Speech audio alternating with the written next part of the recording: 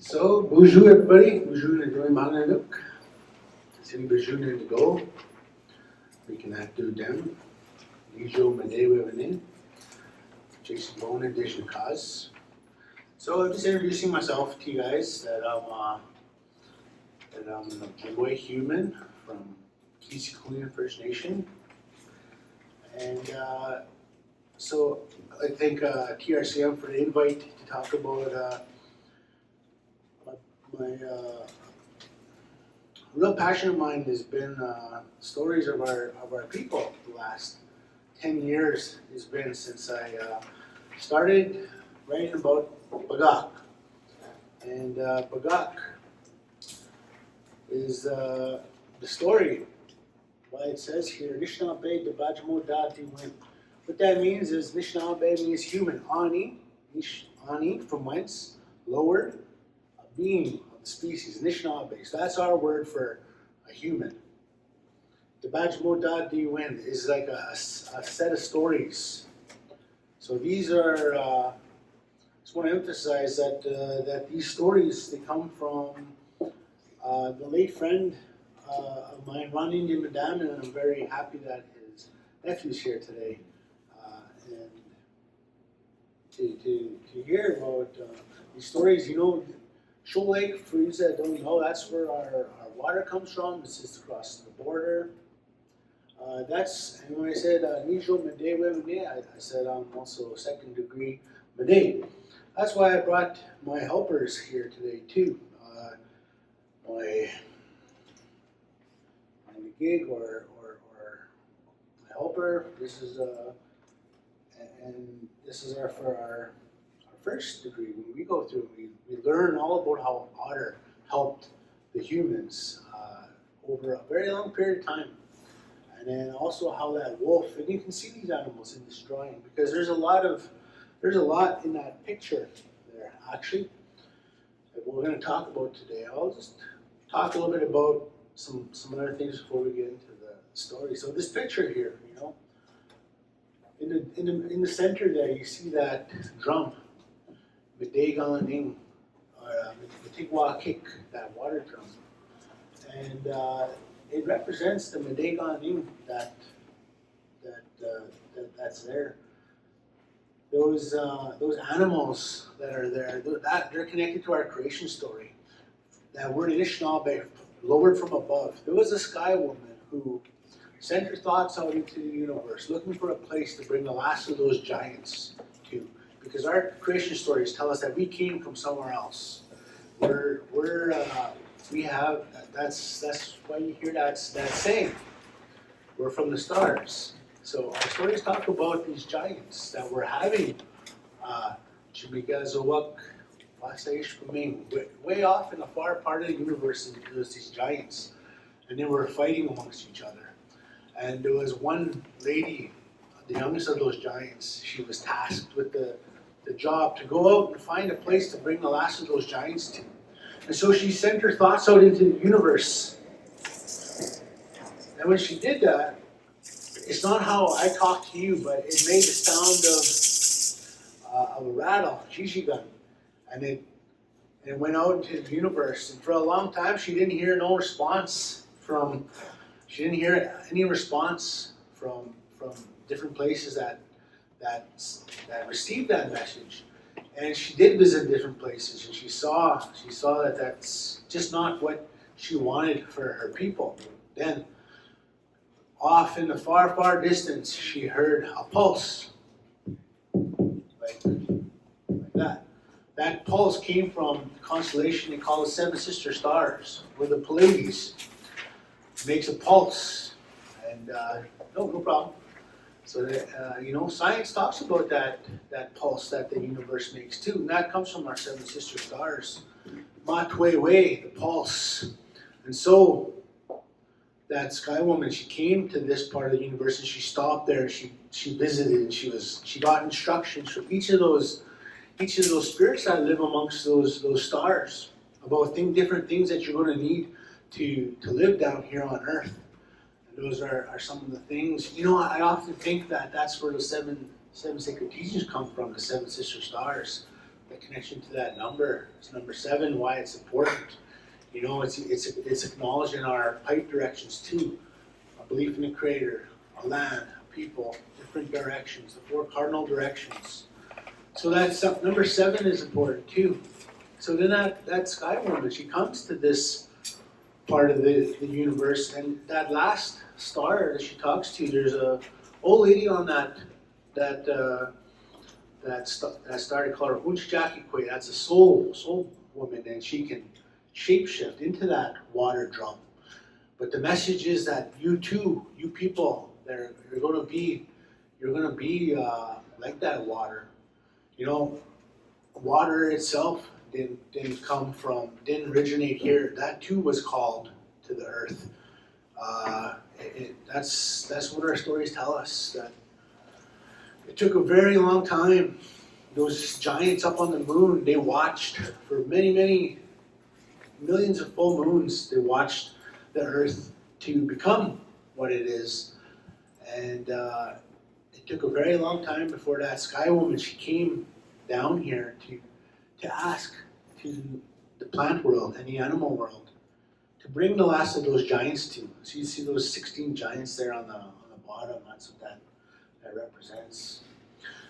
But it was the bear that saw into the future and saw that there would be a time where humans would be very greedy. They would take ownership of everything. They'd say, this is mine, mine, mine. And they would use their tools against each other and almost destroy themselves. They saw into the future. And they saw all the things that were going to happen. They didn't want those beings here. But it was the otter that saw that there will be a time when the humans need to be here to help correct the things that are going on. And they did allow that those giants to come here. They came down here, and they received further instructions from Mishakum, what they call this, being Sasquatch. Sasquatch was the one that would enter the minds of those giants as they're navigating the world. And it's also Maigan, the wolf. The wolf, this is the first time that the wolf steps up to help the humans. So the wolf is helping the sky woman learn about everything, all the navigate the earth and the riverways. That wolf is helping that sky woman. And then from the water emerges this being here, Nishandamu, a serpent, a feathered serpent, a horned serpent, and that one lives in the very deeps of the water, and it has underwater pathways all over the place. And she's the one that gave us science, medicine, and understanding of the universe, how to work with spirit specifically too. Those are the things that being transferred to the animals, and then the animals in turn transferred it to the humans. But they gave those giants instructions, and they called those instructions Inakonegewan, Debakonegewan, Onishawewan, natural laws. These stories are important for the functioning of the earth. They're talking about everything that sky woman, before she came here, she was talked to about Biwabakum Suk, all the elements that were pulled from the star world to create the earth and make it what it is. These are they call them Akinakonegewan, earth laws. All the things that make the earth what it is to be able to even support life before humans even get here and have imposed their set of laws, the man-made laws, the weakest laws in our stories. After that, there's Gitagan and Nakonegewan. That's the plant world laws. There's also Manitoba and Nakonegewan, spiritual laws. And I was talking about that serpent that shares some of those stories. But you know what? Everything, our stories talk about how everything is actually spiritual. There's spirit here in this room right now. There's everything we do, whether it's recreation, where there's a spirit to everything we do. So I always find it odd when in education settings when they talk about, we can't talk about spiritual stories and this and that, but because everything we do is spirit, where we're all having a human experience here too. And our stories actually talked about, Spirit talked about, there would be a time in the future that a common language would emerge and people would come here from all over the world. And that's what's happening here in this world, like in this area here in North America. Everybody's come to this part of the world for a better life. And our stories talked about part of that better life is to know what that water drum means, to know the importance of water, how important it is to know where water comes from, where life comes from. So I will do my best to share a story today with you, to give it to you exactly how I received it. I'm going to read it here, word for word, but that's important because my methodology, and I know some of you guys are university students here, so I'm very happy that your instructor brought you here to talk about my experience with Baagak. Baagak was my own master's degree project. And then after that, I wanted to write about Mishakamu, Sasquatch, and that was my PhD research. I didn't get to my I did complete it, but I didn't pass my PhD process. That's a different story, but the story, what's important though is the stories and how they're being distributed now. We share them in the teaching lodges. We share them when we gather, and we share them in education settings too, like this. This is probably the first time many of you have heard some of these stories. So, moving on, I'll come back to this at the end again. So, Baagak is the first book in a set of 3 that I have, but I got 5 in the works on this set. We'll talk about a couple other ones after. So that's, it's book 1. But Baagak is a story that brought myself and the late Ron Indian Mandamin together. For those of you that don't know, Ron Indian Mandamin was he was a young man from Ishkate, Wazaganang, and he was the leader in our original classroom, our original teaching lodges.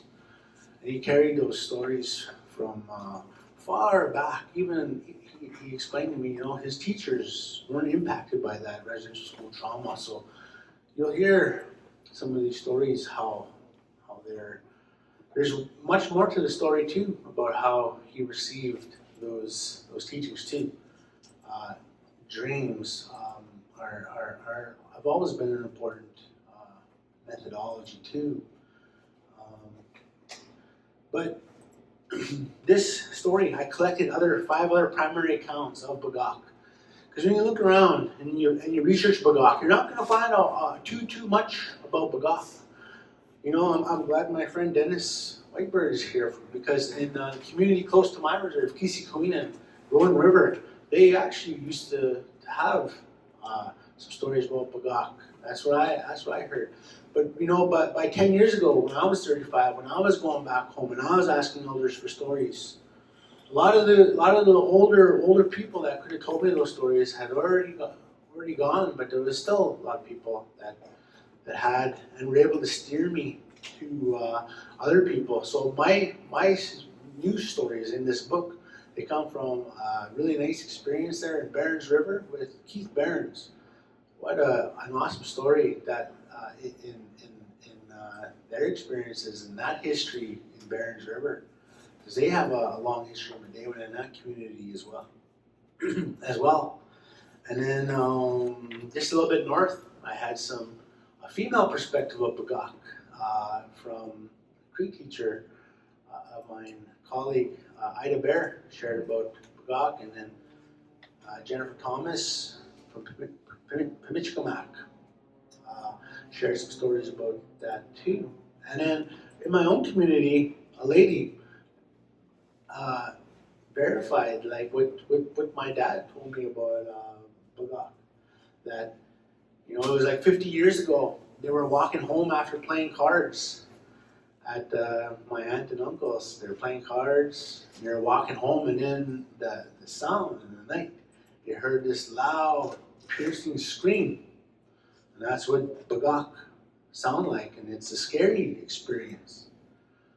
When you hear about Baagak, you know, like often people think Baagak is a bad omen, and you know what? I'm not going to stand here and say that's not true. In some communities, it's an omen of death, perhaps. You know, because to me, Baagak came into my life when I was losing my own mom. So that's why this story is one of my favorite stories. You know, it's put my heart and soul into this book, and started me onto a journey of more stories. So it's really important to understand, you know, like there's different things that happen. A whole bunch of deaths in the community at one time, you know, that's a sign of Baagak too. You know, that happens in some of our communities. There'll be a whole bunch of passings, and you know, when I first saw Baagak, I saw this spirit. There was a bunch of us. We were thinking about doing some donuts in a gravel pit, and we saw in the headlights this shadow of like a white, like smoke going across the top of the water. And then, but that's around the time of the year, breakup, April, is when I saw that spirit. But to me, you know, it meant to take caution. And you know what? Ultimately, that's what I've learned about Baagak. Baagak is a spirit about, he's a guardian of the natural places.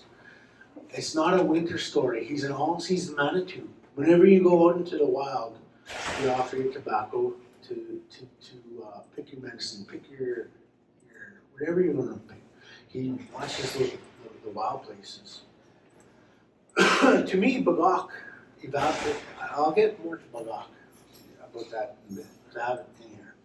So when I first began researching Baagak, there wasn't a whole lot, like I said. But actually the TRCM did a series of books, and they went and interviewed elders all over the place up north in those books. You'll see them in there. And I'm glad my dad and Dennis are here too, because they were a part of that research.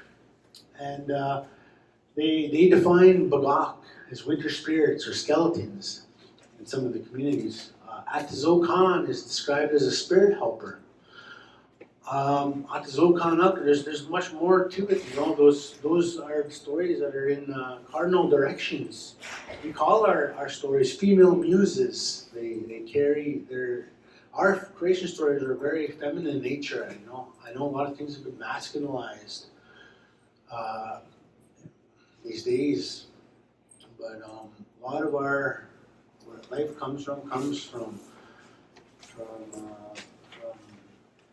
it's very feminine, the creation story.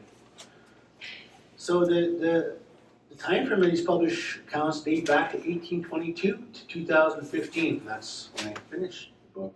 But there was a lot of work. There was a lot of mentions about Baagak in the journals, the fur trade journals. They would come across a skeleton in the bush. They would and be little gifts, little offerings on it. But that would be a place like a traveling place on the rivers and that. They would come across Baagak Manitou Keeseekoowenin, like a Baagak marking.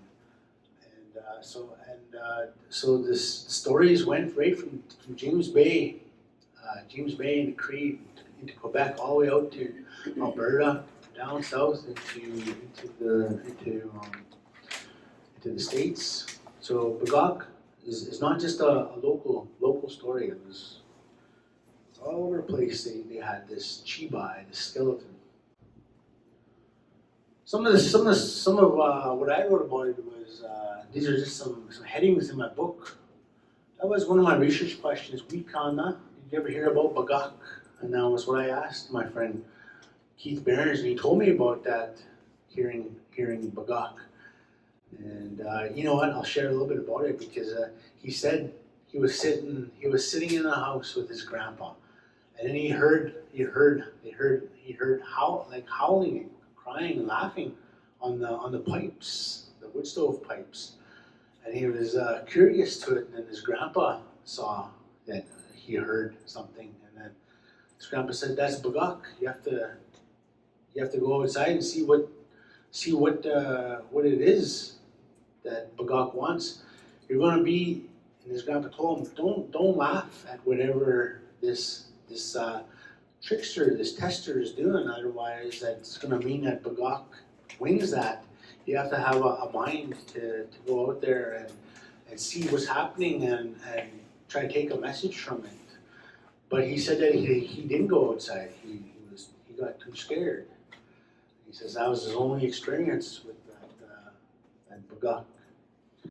Baagak is the hole in the day, the hole in the sky. You know, that was part of understanding, you know, like where our spirits go. Baagak, there's a road home, Kabekana, and goes through Manitou Ishkwa Dam, a spirit door. That's another word for that hole in the sky.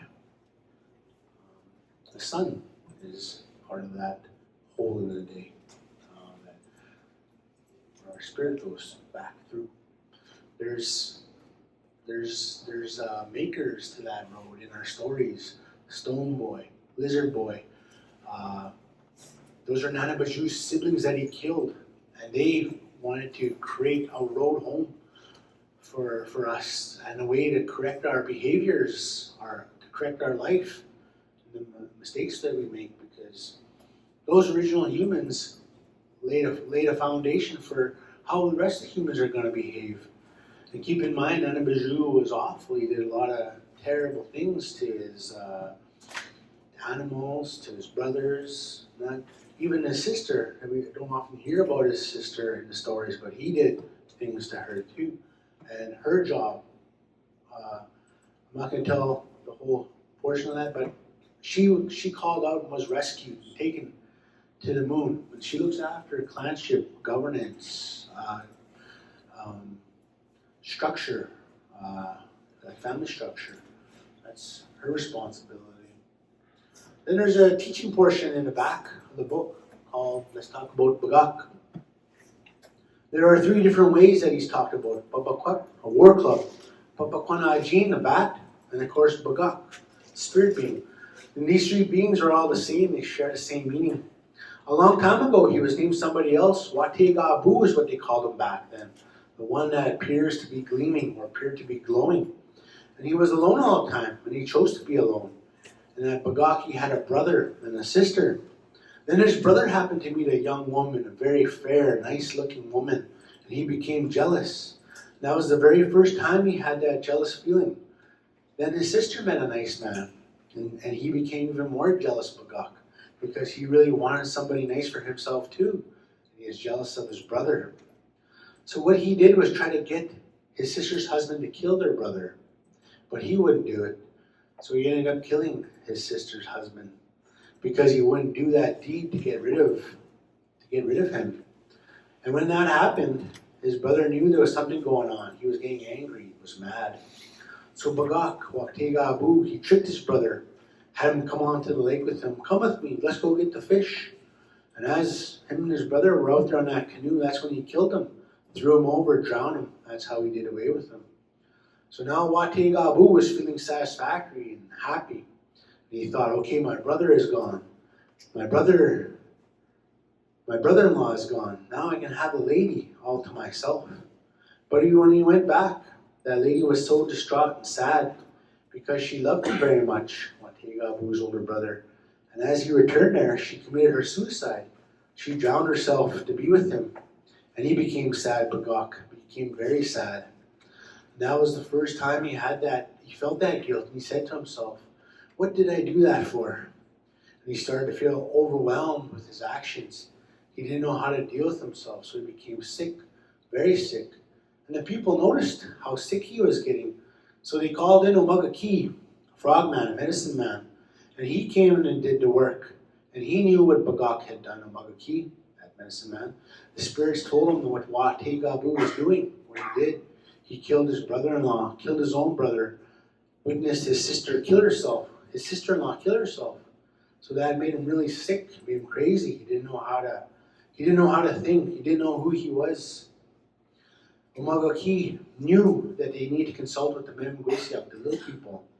So they called on them, and they're the ones to go into their knowledge, their history, to find out what it is that they can do to help him, to revive that Wategabu. And they said that there was nothing that they could find. That guilt is something that humans will always carry. And those little people, Memgwesiak, they said, they will always have that with them. They'll be part of their demise. But they can change it if they are kind. Kindness would become the key to save his life. And as that Baagak, Wategabu, was about to die, this bird came to him. It was a beautiful white bird woman. And it was a female. And she said, I will take pity on you. I will watch over you if you join us on this side in the spirit world. And he was afraid, but he didn't want to live as a human anymore. So the animals talked, and they said, there will be a time when we need someone to watch us all the time, to protect the forest, the wilderness, Bagwaji, the wild places. And so they consulted with all the Bagwajiwak, the wild forest, the wild beings that live in the forest. And one of them was Misabe, the giant. Misabe, he was telling them, I'm not originally from here. I come from Gijik, the sky. But we need to leave, and they will seldom see us after this. But we need a protector. We need someone to watch over the Bagwaji, the wild places. And so they consulted again. They all gathered, all the wild creatures, all the creatures along with that beautiful white bird woman and the little people, Memgwesiak. And they decided, we are going to use this man to help correct his own doings, to correct his wrongdoings of his own. He will watch the people. He will be their protector when they enter the forest. When they enter the wilderness, he will be their protector. So they created that Manitou Nakonigewan, that spirit law, and get to Ganding and Nakonigewan, laws of the garden. And as that garden world flourished, so did the world of the spirits, Manituk, and the humans were more connected to them than ever before. So things grew and grew, and life flourished, but then things started to change. The environment went through a shift. We call that reverse polarization. And it affected a lot of people. It affected a lot of living things, and it threw the people off. And they stopped talking about that spiritual way. Because they started to get so focused on trying to survive off the physical realm, the food and the animals. They were disappearing. They were starting to forget their spiritual ways, how to pray and how to ask for help when they needed it. And as time went on, the more they forgot about those spiritual beings. The humans stopped thinking about Baagak, Wategabu, and he was angry. And he said, why are you giving me this responsibility when no one is adhering to the laws that were created? And Wategabu, he became sad and he started to die again. And those wild beings, those Bagwajiwak, they gathered again. And they're trying to sway the humans back to that spiritual place. But those humans, they didn't want nothing to do with it. They're already too far off in their mind with their ego. Oh, we don't need them anymore because we managed to survive without them. And that's how the humans thought. So he became sad and that they were starting to ignore the laws of the forest and the wild beings. And the more they ignored it, the less offerings they made. And the less talk they had of those places.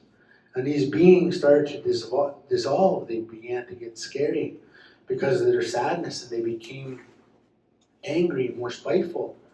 And they started to change into creatures that came from a place of fear. So Wategabu was feeling sorry for himself, and he was hoping the people would remember.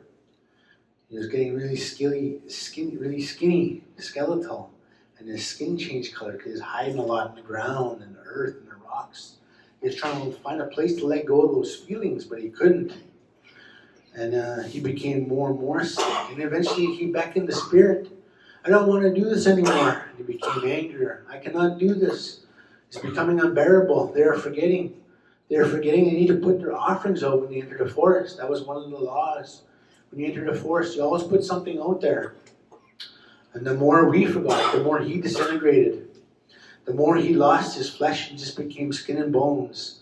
That's all he became. He became that way because people forgot about the laws that we're supposed to abide by.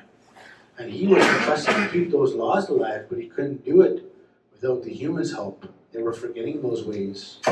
They thought they were not important anymore, that spiritual realm. So they were defying the spiritual laws that they were given and defying the laws of the land that we needed to follow in a way that would sustain us in the future. And as that happened, he called on that bird, he called on that white bird woman. I cannot live anymore to do this. And she summoned another Manitou, the bat, Papakwanajin.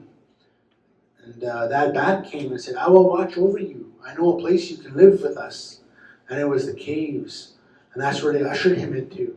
And the bats taught him how to live in darkness. They taught him how to survive in darkness. So he started to evolve. He started to get a different snout. His skin changed color. His ears looked different. His fingers started to web up. And he started to look scarier and scarier. And the more time went on, he started to feel as though he was being punished. He started to, he got really, really angry. And as he got angry, he killed the king of those bats, that bat king. And as he killed him, Baagak, he made that vow, I will always render myself as scary to the humans. It's their fault for not listening. Their fault for not obeying the natural law of the environment and the laws given to us by spirit. And that was his pact with killing that king. And as that death occurred from that king, that white bird woman came back. And she fell in love with Wategaabu. She wanted to help him so bad. And she wanted to be with him because she remembered what he looked like in the beginning. And she felt so sorry for him that he became this being, this hideous being that lost the meaning of love. He lost confidence in the humans and turned against us. So she did her best to help him, to love him. And he didn't believe her. And that was the thing that made him even madder. Because he thought she was trying to trick him. His guilt, again, had caught up to him. I did this. Maybe she's trying to do this to me, trick me, kill me. And he became angrier, more hideous. And as time went on, more people were seeing this creature. At first they would call him a Munsatogin. They didn't know who he was. Or a Munsay, a Munsatogin. This creature with no name, they don't know what it is. And he became a figure of our nighttime fears, that not to make noise at night. That's where that caution came from. Don't make noise at night. You're going to call Baagak. Don't be loud at night. Don't be loud when you're trying to sleep. Don't be making noise on the water at night. So things went on for many years, and Wategaabu became scarier and scarier, encountering many people along the way. And one of the more moving things is a place north. I don't know if it was Lac Sioux or even further north, but there was a couple stranded. And they're stranded out on the lake and they couldn't find their way. The water was starting to freeze, ice was starting to develop in the water. Eventually they found their way and they found their cabin. So they found their cabin, they got in, they started warming up. But the noise they were making out on the water, they were calling for help, looking for help. And as they got to their cabin, that husband and wife, they were warming up and they could hear somebody crying. They could hear somebody asking for help and they became scared. They could hear it getting louder and louder and louder. And finally the husband, he mustered up all his strength to face that fear because it sounded scary. So he went out to the lake, went to the edge of the water, and he noticed these bones, what he thought to be a skeleton wedged in the rocks. And he was scared to help him. He went back to the cabin and he told his wife, there's a chibai, a skeleton in the shore. It's alive, it's moving, what do we do? So the wife remembered, that must be Baagak. That must be the spirit that doesn't like humans. So she went with her husband to the shore, and sure enough, that was him. So they were stuck in the rock, and he was crying. He was saying, I need help. I need help to survive. I need to get out of here. I'm stuck. I can't move. So the couple helped him, and they asked him, Awan Engin, who are you? Why are you this way? And he cried. And that's where he started to acknowledge his wrongdoings. And that guilt started to subside. And he stood up and he said, I'm what they call Baagak. I've done so many wrongs to my own family. I became this hideous creature. And that Baagak, he told them, from this day on, I will always be a helper. When you need me the most, when all else fails, call on me and I'll help you. And he reminded them, I am this way because the humans forgot about me. The humans stopped thinking about us, the creatures of the forest, the spiritual beings. So without them thinking about us, we too die. And as Baagak flew up in the sky, he came back down, and he gave that man some power, a little bit of magic to help them survive, because that's what they were looking for, this couple. They couldn't find their way. They were starving, so he gave them a special mashkiki, a medicine. Abajituna way, use this, and you will find what you need in the wild if you do it in a good way. And it was asema, tobacco. So it was a reminder to people to use that tobacco again when they're going into the forest, the lake, anywhere wild, to always put that tobacco before you enter. That way you're protected and you're watched. And that used to be Misabe, the giant's job, but he left, and he's watching, observing from a different place. But he gave that responsibility to Watega Abu Baagak to do that work for Misabe. And that's to watch and protect the humans when they're entering that wild. So that's the story of Baagak, and there are more accounts of him from different places. And some people confuse that bird, skeleton bird, but that's that woman, white bird woman, that's her. She became a skeleton because he didn't love her back, so she became a skeleton too. So there are two of them, that skeleton bird and the skeleton himself, Baagak. So that's what happened, and there are different accounts of him along the way, that skeleton bird and the skeleton himself. So when I think about Baagak, and I think about what did I learn, Baagak is like a story, you know. He's like a mirror for me to evaluate my own relationships. I asked Baagak, the spirit world, to help me when I was doing my master's degree. I said, Vijishin Baagak, help me write this story. And that's where I got my student loan from, my wealth, from the spirit world, to carry these stories, to share them. I wouldn't give it up for $2 million, $5 million. You know, I have friends that have money and they're not any happier. But these stories, they're not mine. They're not even Ojibwe people's. These stories they're on loan to us. They belong to the creators of this planet and the beings that brought humans life. And that's why we share them the way that we share them too. Because there's a lot of knowledge that comes from our stories in our language that is part of this balance that we lack today with that natural world.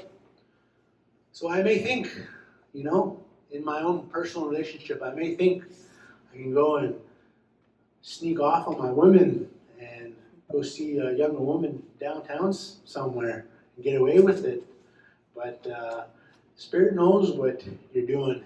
Anytime you gather around that fire, that tree, Spirit knows what your intent is, you know. So thank you for listening to Baagak. I have a couple more I was going to show you. This is the next book. It's actually, we're going to probably be doing a gathering memorial end of August for the late Ron Indian Mandamin. It's been 1 year. It will be 1 year that time.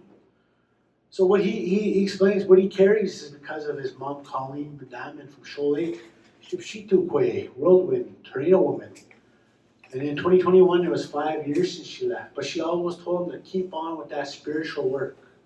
And his dad was Ron Indian from Big Grassy, Buganong-Gishik, the hole in the sky, who taught him about the big drum, Pawa, and how to love spirit through all the traumas in life. Spirit taught us science, medicine, culture, and language. You know, we were just talking about that today.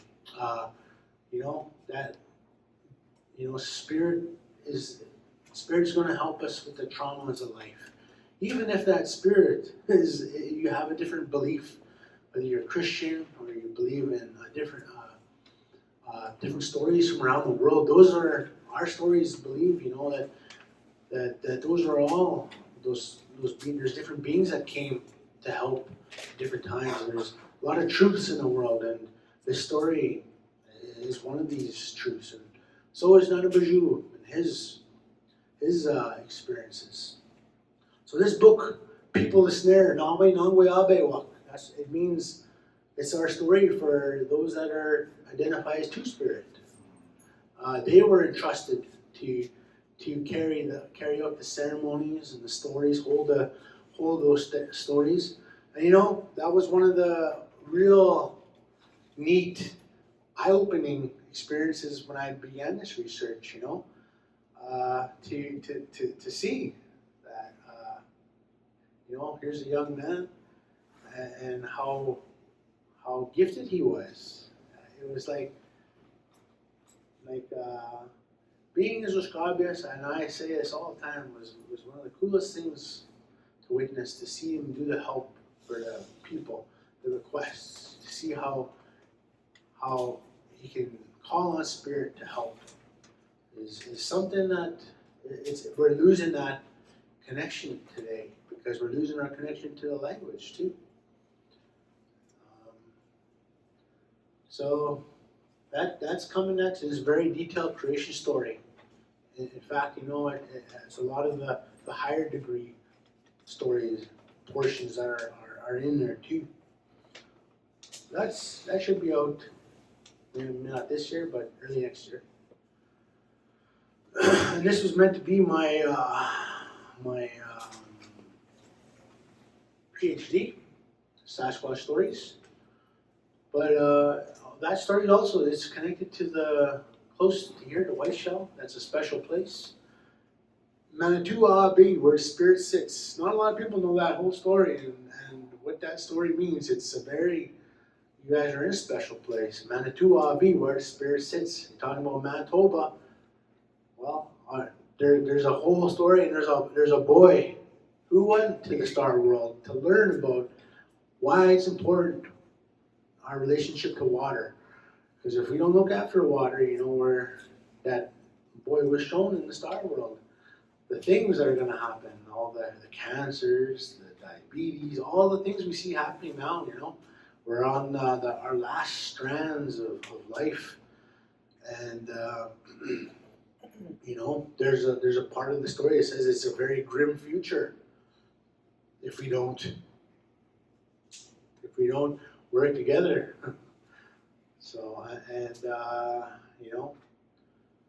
so there's a nice picture that came here, but through stories, that's how I understood the birth of the earth, how algae, salt, lightning helped that birth of earth, how Sky Woman petitioned the plant animal world to bring those humanoids here. Nanabaju and Anishinaabeg human creation story in Keeseekoowenin. The boy is taken from earth and taught spirituality in the star world. It's where Anishinaabeg were given sets of instructions for living on earth. So that's how I understand those sets of laws. We were right here when we did a law course with students from McGill, a nice big group like this, and those stories were the harness of why our language is important. Those stories carry those instructions for Earth living here. Good Minds is where you can get the book. Last little plug for where to pick up a copy. There's a podcast on there as well. Yeah. So thanks for listening. I'll open up to you guys now. I want to end with a song. I always like to share my stories with a song. This song is talking about the garden laws, and so okay. Get the garden hanging on the wall. Keeseekoowenin Get the garden hanging on the wall. Keeseekoowenin hey hey ben Keeseekoowenin hey hey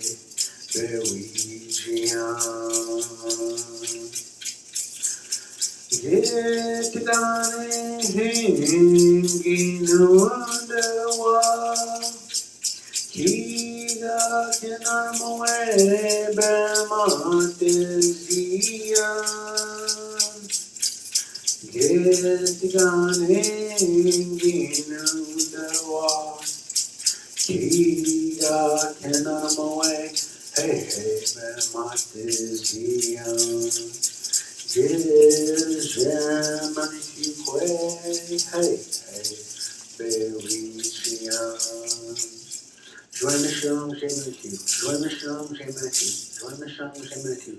Mekanigana. So that song is saying, Gitagan ing Ginudwa, Garden Road, we hear you. Kigan Kananamawe, Bimatazian. It's like asking to bring life here. Gishe Manitou Kwe, Bewijian. Loving female spirit, come help. Gishe Manitou Kwe. So that's why, and then, Join Mission on, Gishe Manitou. Love us, spirit. Love us, spirit. Love us, spirit. Negekina, Otter's Road. Because Otter's on that road home too. That actually, you know, in the story is Nanabajou. Nanabajou is an otter in that story now. You know, he's still, Nanabajou is still there. He can shapeshift into an otter. He helps talk to that little boy, and we talk, you know. So there's a lot to the stories that I wanted to share today, and I'm glad you got to hear a little bit about it. It's always best, you know, to experience the building of the lodge, smelling the smudges, hearing the water drum, and that whole experience of it. You know, we just finished our summer ceremonies, and like this picture back here, you know, we all gathered around that drum, and we go around the lodge with that drum, and it's just like Nanabajou. It's just like Keeseekoowenin up on that moon, talking to those different beings, like that spirit when they talk to those 7 different grandmothers that before our soul came to earth here. One of the books, the last book we're working on, you know, that's our road home story, and so that's, I think, going to be a project that opens eyes to that. We have still have a connection and an understanding to why Spirit loves us so much that they're never going to leave us without the things we need, more or less. So we need these stories now more than ever, you know. Like look what's happening in the natural world right now. And Baagak is that one of those beings that we ask for help for. You know, it'll be especially in winter. We're going to gather this fall. We're going to put birch bark baskets, some fat in there. I'm going to ask to be able to provide for our families over the winter. So this spirit, you know, like think about riding mountain 100 years ago or a little longer. If you didn't, you have to have a song. You have to have a song to share with that animal world, to ask for life. Like these things were a matter of life and death. How important they were at one time. Now they're just sort of splashed into curriculum a little bit now, you know.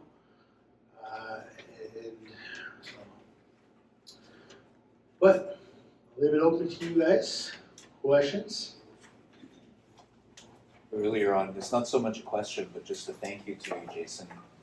I wanted to say earlier that you were talking about not being successful at your PhD, and you shared a little bit of your story with me over the years.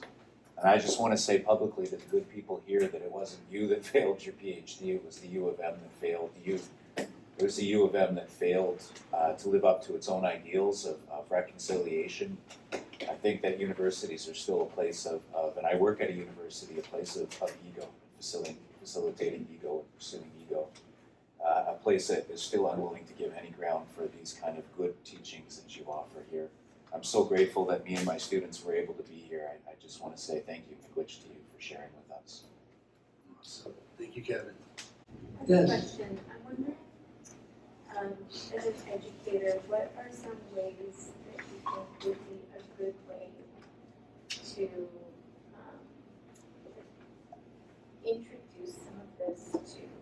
students, like from not the background, right? Like from not that cultural perspective. Okay.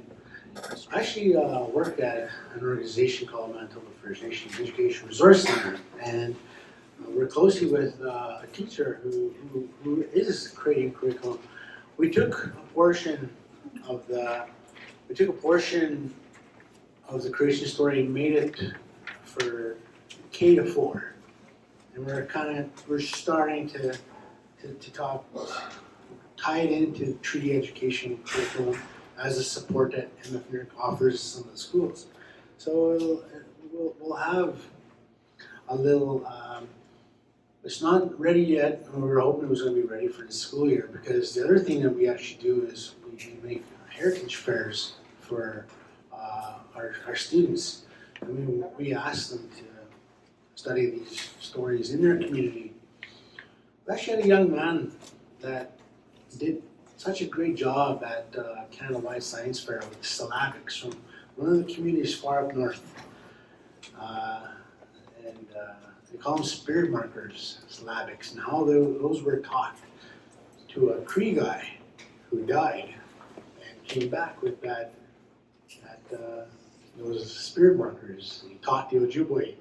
So it is, I mean, Heritage Fair is one way, but we're working on curriculum.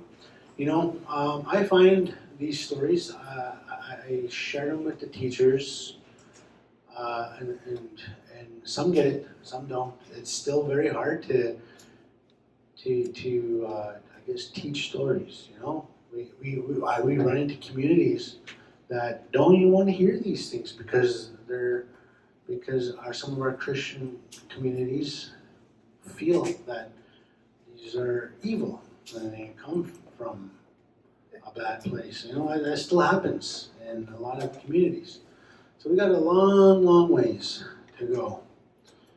Because if you guys haven't heard these stories, you know, before, I mean, these are just, to me, the best stories I've ever heard. You know, it's a great story on earth. And it almost didn't get captured. And it's, so there's a lot that needs to be done. Thanks. I'd love to see it in cartoon. That is actually the intent of the story, is to have it animated, because there's all kinds of different learners, right? There's some that need to see it, some need to hear it. And we actually want to do some rock paintings, so some people can that fidget. They can have a craft to work on while the story's going on. That was an idea one of my girl cousins gave me, because she asked me to come to talk to her group, and they were going to do rock painting while we do the story. So that's just one activity. So now I made this book sort of with some questions in the back to try to help with that process, with a glossary too to help, because these stories, to me, you know, they're a part of my reconstructing the language itself too. And you know, you can have the day-to-day language, but you got to have the stories that are the real essence of what the language is about too. Any other questions? Yeah. The Good Minds, you said they have a location in Winnipeg, eh? Yeah, somewhere by Red River College. By Red River College, that's good to know. Mm-hmm. Good Minds is an Indigenous publisher, clearinghouse. Yeah. Yes. Do you speak to schools? Like, do you come out to schools? Yeah, we work with about 20-some schools, 30 schools, but I only get requested to go. Maybe I've shared about 5 or 6 schools the story. So slowly get started. But I told Kevin, if you want me to come to your class, do that sometime. Maybe not this class, this summer session, but but you know what? I'd like to, because there is another story about Manitoba I'd love to share with you guys. If you guys want to hear more. You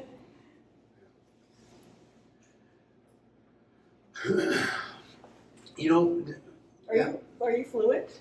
I wouldn't say fluent, no, but I mean, I got a good handle of language, you know. Yeah. Let me ask you guys something. Did anything in that story jump out at you? What about reverse polarization? Who's ever heard of that?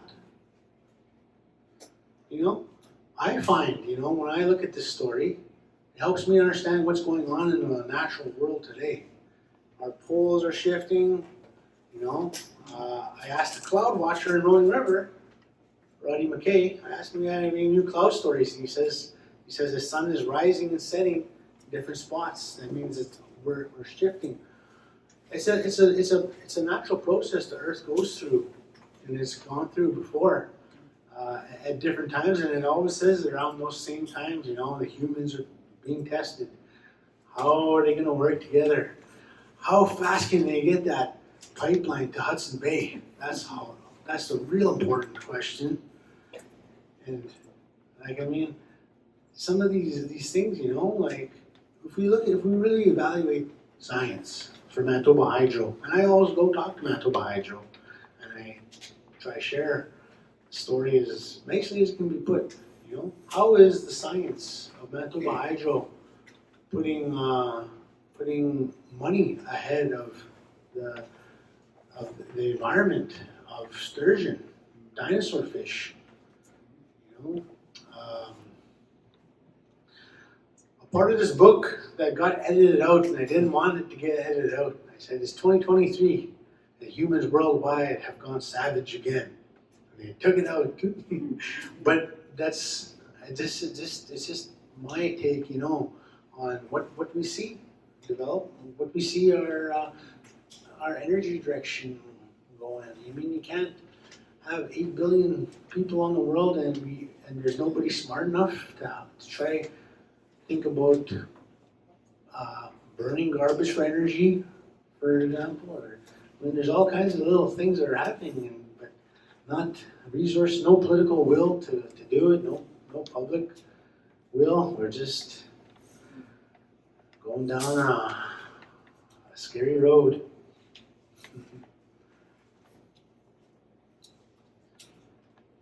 Yes. Did you see Baagak when your mom passed? I seen Baagak way before that. Yeah, but I reread the story about Baagak around the time my mom was sick, though. It was helped me to prepare for that portion of my life.